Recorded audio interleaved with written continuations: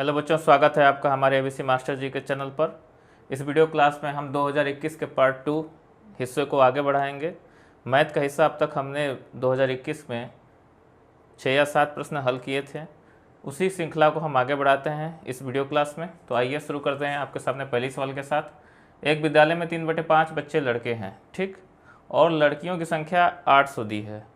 लड़कों की संख्या आपसे पूछ रही है। आपके सामने ऑप्शन है A, B and C and D.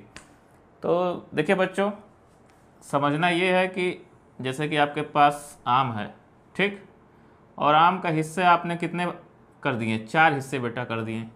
तो आपको पता है कि एक हिस्से को किस तरह से रिप्रेजेंट किया जाता है? 1/4। 1/4 का मतलब होता है कि कुल 4 हिस्सों में से यह हिस्सा 1 है। कितना है? 1 है, ठीक। उसी प्रकार बच्चों कह रहा है कि विद्यालय में 3/5 बच्चे क्या हैं? लड़के हैं। 3/5 बच्चे क्या हैं? लड़के हैं, ठीक।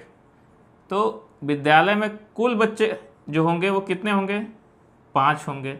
और लड़के कितने होंगे? 3 होंगे। तो 5 किस क्या बता रहा है कि कुल बच्चे कितने हैं? 5, ठीक। और लड़के कितने हैं? 3। ये यूनिट वैल्यू है, ठीक है।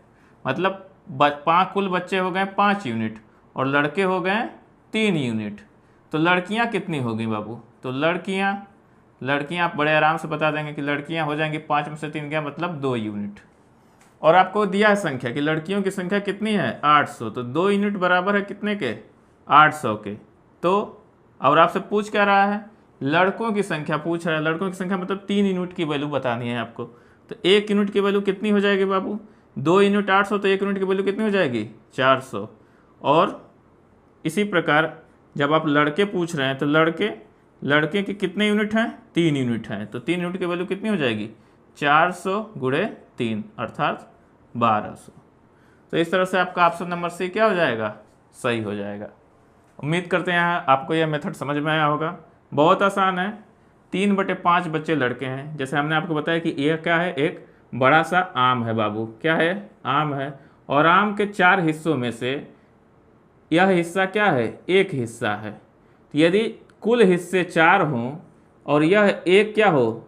एक हिस्से को रिप्रेजेंट करता है। उसी प्रकार मान यहाँ पर हम लिख रहे हैं कि 3/5 बच्चे लड़के हैं, मतलब 5 बच्चों में से 3 बच्चे क्या हैं? लड़के हैं। तो 2 बच्चियाँ क्या हो जाएंगी? 2 बच्चियाँ हो जाएंगी। जब 3 लड़के हो जाएंगे तो 2 लड़कियाँ हो जाएंगी। और लड़कियाँ की संख्या आपको बताया हुआ 800। तो 2 बराबर 800 के, तो 1 बराबर 400 के, तो 3 बराबर 1200 के। बहुत ही आसान है। चलिए, उम्मीद करते हैं आपको समझ में आया होगा। अगले प्रश्न की तरफ चलते हैं, प्रश्न संख्या 2 की तरफ। 2 में देखिए एक बोर्ड मास का क्वेश्चन है, बहुत ही आसान है। आइए 2 पर चलते हैं। तो 2 का देखिए, 2 को हल करते हैं, ठीक है ना। तो 2 में क्या है? देखिए प्रश्न पहले लिख लीजिए अच्छे से।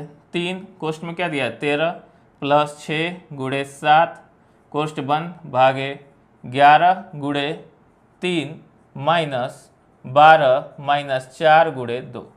अब देखिए हल करने के लिए हमने आपको बताया था कि कुछ स्पेशल करना नहीं है इसमें। तो देखिए बोर्ड मास में क्या है? सिर्फ एक छोटा कोष्ठक है और जोड़ घटाना गुणा भाग है। तो आपको पहले बताया था, पहले भाग करना है, फिर गुणा, फिर जोड़ घटाना में से कोई एक कर सकते हैं आप। तो देखिए 3, और जब इनके बीच में कोई चिन्ह ना हो तब भी हमने बताया था कि बाई डिफ़ॉल्ट क्या हो जाएगा? यहाँ पे गुणे का चिन्ह होगा। तो चलिए सॉल्व करते हैं। 3 × कोष्ठ में 13 प्लस, अब देखिए जोड़ना है पहले कि गुणा करेंगे पहले? तो आपको ये कन्फ्यूजन नहीं होना चाहिए कि पहले हम इसमें जोड़ दें तो गलती कर देंगे। क्या करेंगे? हम पहले इसको गुणा करेंगे। तो 6 × 7 = 42 हो जाएगा, भागे 11 × 3 = 33 - 12। अब देखिए पहले घटाएंगे नहीं, पहले क्या करेंगे? गुणा करेंगे। 4 दूनी 8। तो ये काम करते हैं ऐसे, ये स्टेप बाय स्टेप सॉल्व करना है। 3 × देखिए अब इसमें इसको ऐड कर दीजिए। 3 × 2 = 5, 4 × 1 = 5, भागे 33 - 12 में से 8 गया 4। अब देखिए 3 में 55 का गुणा है और इधर देखिए भाग है।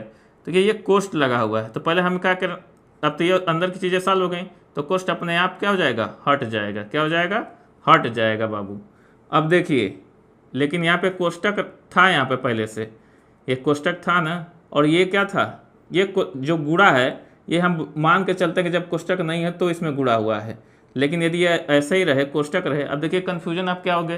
पहले भाग कर देंगे लेकिन ये कोष्टक के साथ दिया हुआ था। हमने यहाँ पे गुणा बताया कि बाय डिफ़ॉल्ट यहाँ पे क्या आ जाता है, गुणे के चिन्ह आ जाता है। लेकिन यह जब तक यह कम्बिनेशन पूरा सॉल्व नहीं हो जाएगा, आप छोटे कोष्टक को नहीं हटाएंगे, नहीं तो सवाल क्या हो जाएगी, यहीं पे आप गलत कर जाएंगे, पहले भाग कर देंगे। तो अब देखिए पहले हम क्या करेंगे, इस कोष्टक को हटाएंगे, इसका मतलब 3 का इसमें क्या हो जाएगा, गुणा हो जाएगा, इसलिए हमने यहाँ पे चिन्ह को हटाया है। तो 3 गुणे 55, तो हम पहले ये सॉल्व करेंगे इसको, तब जाकर भाग देंगे, नहीं तो क्या हो जाएंगी, चीज़ें गलत हो जाएंगी। तो देखिए 3 में 55 गुणा कितना आ जाएगा, 3 5 15, 3 में 15 1 16, भागे 33 -4। अब भाग देंगे।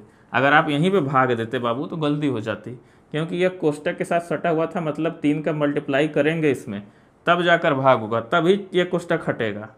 जब गुणा हो जाएगा तब यह कोष्टक क्या हो जाएगा। अब तक यह कोष्टक है, जैसे ही यह आया अब जाकर कोष्टक हटेगा। तो ये चीज़ है इसमें खास बात। तो देखिए 33 में इसमें भाग दे दीजिए, बड़े आसानी से चला जाएगा भाग। देखिए 5 3 15, अब 5 3 15 1 16, 5 बार जाएगा, और फिर ये भाग दे दिए इसमें, तो 5 आ गया, और फिर -4 बराबर कितना आ जाएगा, 1 आ जाएगा। तो आपका आंसर क्या हो जाएगा, 1 हो जाएगा। और 1 कौन सा ऑप्शन में है, ऑप्शन नंबर बी में है। तो छोटी सी चीज़ थी इसमें ध्यान देने लायक, क्या बस यही चीज़ है, इसको थोड़ा सा ध्यान दीजिएगा जब भी आप क्वेश्चन करें तो। चलिए अगले प्रश्न की तरफ चलते हैं। अब इसमें देखिए दिया गया है कि 154 गुणे 18 बराबर 2772, तो 27.72 भागे 1.8 का मान क्या है। अब आपको देखिए 3 में क्या दिया है बाबू, तो 3 में दिया जो है वो है 154 गुणे 18 बराबर 2772। ठीक, अब आपसे पूछ क्या रहा है कि 27.72 में हम भाग दे दें 1.8 का, तो इसकी वैल्यू क्या होगी। आप कहेंगे इसकी वैल्यू तो सर हम भाग देकर कर देंगे, क्या ज़रूरत है, इन सब का तो कोई मतलब नहीं है। लेकिन ऐसी कोई बात नहीं बाबू, अगर इस तरह से आप भाग करने जाएंगे तो लंबा जाएगा, तो इसीलिए यह दिया गया था कि आप बड़े आसानी से कर लें। तो देखिए कैसे करेंगे, पहले देखिए ये दशमलव लगा है, कितने अंक पे लगा है, 2 अंक पे, और यहाँ पे 1 अंक का है।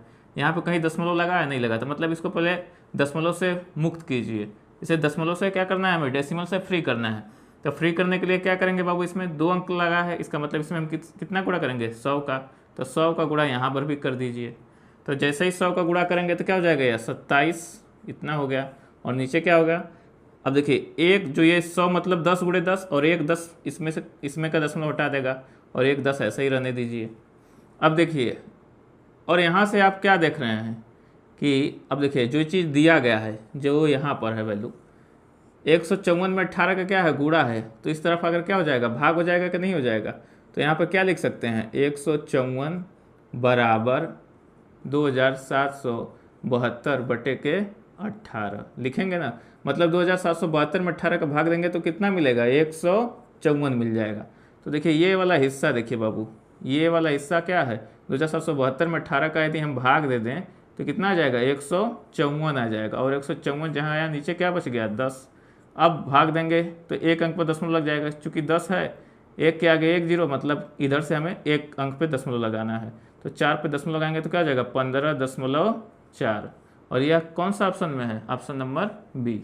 तो ये आपको क्या हो जाएगा, सी हो जाएगा। देखिए टाइम बहुत कम लगा है, क्योंकि जैसे ये चीज़ आपको पहले से पता है, गुणा भाग करना है ही नहीं है, इसलिए टाइम कम लगा है, इसलिए ये चीज़ें दी गई हैं बाबू। ये चीज़ इसीलिए दी गया है ताकि आपको टाइम मैनेजमेंट, क्योंकि एग्जाम वही क्रैक करेगा जिसके पास टाइम कम लगेगा। तो टाइम कम लगेगा इसलिए एग्जाम, तभी तो आप क्रैक करेंगे। तो कम समय में सवाल को हल करना ही सबसे बड़ी बात है। आइए अगले सवाल की तरफ चलते हैं, प्रश्न संख्या 4 की तरफ। ठीक है, तो प्रश्न संख्या 4 को देखिए, ये भी आसान है, ऐसे सवाल आपको पहले भी करा चुका हूँ। 6 अंकों की छोटी छोटी संख्या, तो 6 अंक की आपको कौन सी संख्या बतानी है, छोटी से छोटी। तो 6 अंक की छोटी से छोटी कौन सी होती है संख्या, बताइए। 6 अंक की छोटी से छोटी संख्या आपको पता है कितना, तो 6 अंक की छोटी छोटी संख्या आपको लिखना है तो 1 लिखिए, और कितने जीरो बढ़ाएंगे, 5 जीरो, 1 2 3 4 5, 5 लड्डू लगा दिए एक के आगे। 6 अंक का पूछेगा तो 5 लड्डू। ठीक है, जैसे 2 अंक में क्या होता है, 10 होता है तो 1 लड्डू होता है, उसी तरह 6 अंक में 5 लड्डू रहेगा। तो 4 अंकों की सबसे बड़ी संख्या में अंतर बताइए। तो 4 अंकों की, तो 4 अंकों की बड़ी, बड़ी से बड़ी, तो बड़ी से बड़ी का मतलब क्या लिखते हैं हम, तो मतलब 4 9 लिख देंगे। कितने 9, 4 9, 1 2 3 4। और क्या करना है हमें, इसका अंतर बताना है, इसी को घटाना है, तो घटा दीजिए। 10 में से 9 गया 1, यहाँ पे क्या बचेगा 9, 9 में से गया 0, 9 में से 9 गया 0, 9 में से 9 गया 0, और यहाँ पे क्या बचा 9, और यहाँ पे ख़त्म। तो कितना हो जाएगा, इकाई, दहाई, सैकड़ा, हज़ार, 10,000, 90,000 1 रुपया।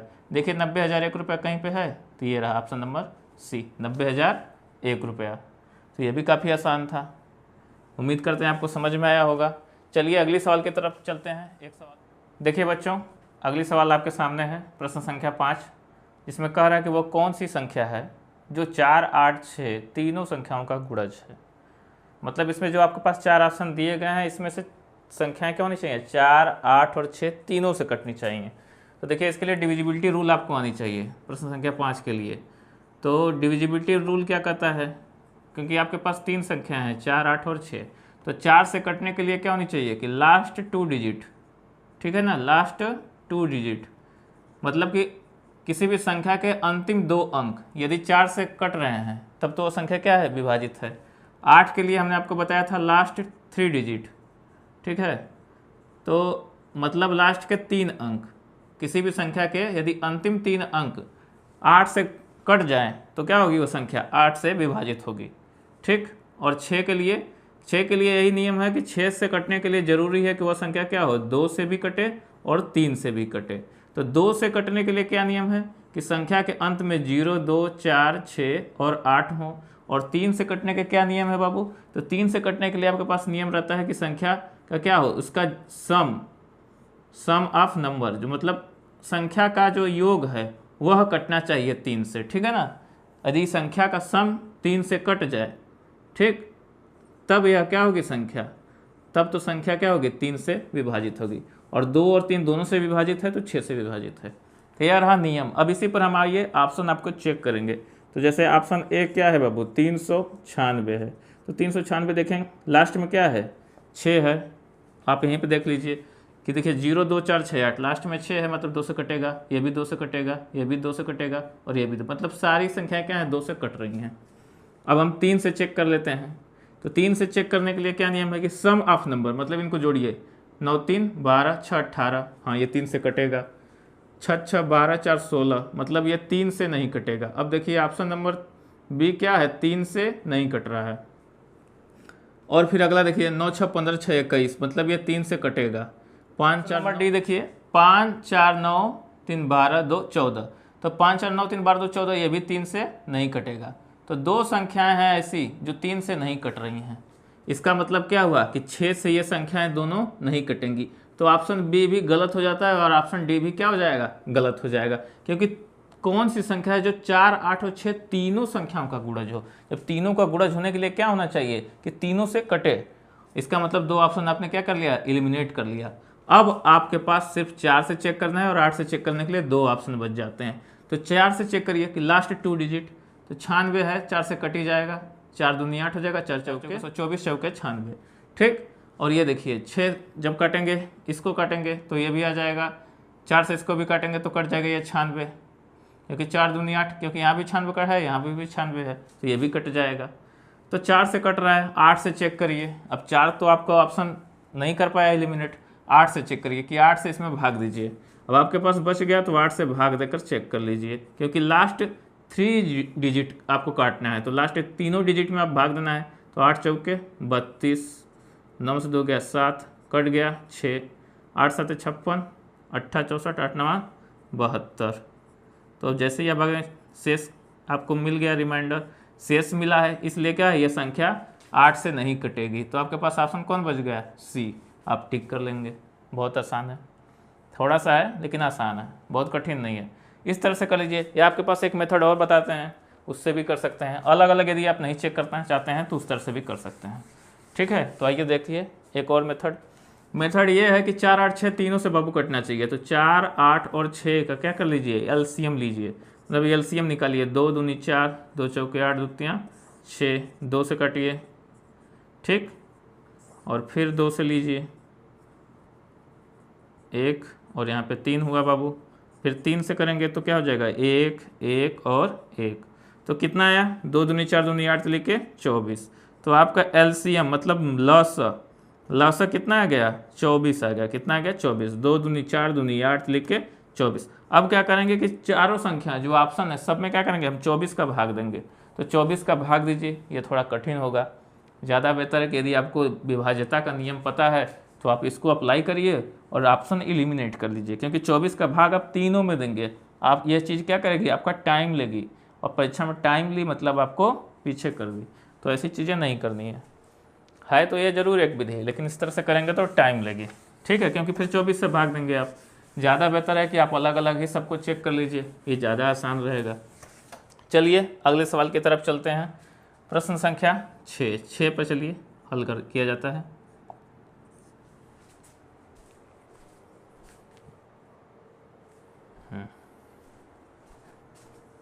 तो देखिए छठी सवाल क्या है कि वह बड़ी से बड़ी संख्या जो 270 और 426 को भाग करने पर प्रत्येक अवस्था में 6 शेषफल देती है।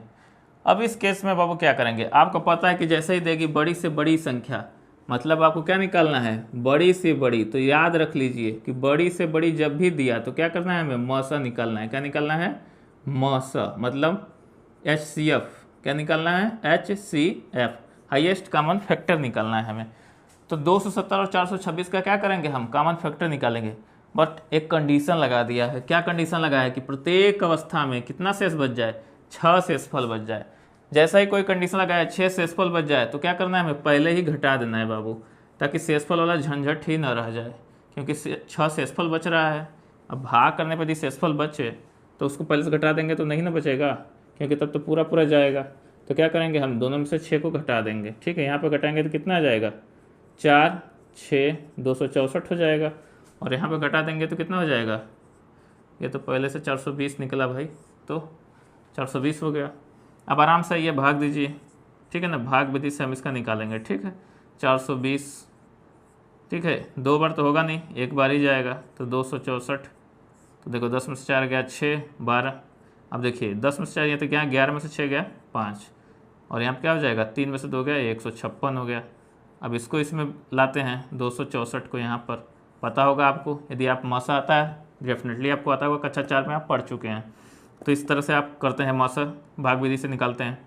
तो यहाँ पर भी एक, क्योंकि 150 दूना कितना हो जाएगा 300, और 150 से ज़्यादा ही है तो ज़्यादा ही होगा, तो एक ही बार जाएगा, तो 156 हो गया बाबू। घटा दो, 14 में से 6 गया 8, यहाँ पर क्या हुआ, 5 में से 5 गया 0, और यहाँ पे कितना बच जाएगा, 5 में से 5 गया 0, और यहाँ पे बचेगा 1, ठीक, क्योंकि ये तो थोड़ी दिया है, हासिल तो यहीं तक था, क्योंकि इसको ज़रूरत ही नहीं पड़ी, तो यहाँ पे 2 ही है, 2 में से 1 गया, ये गलती ना करिएगा परीक्षा में जल्दीबाजी के चक्कर में।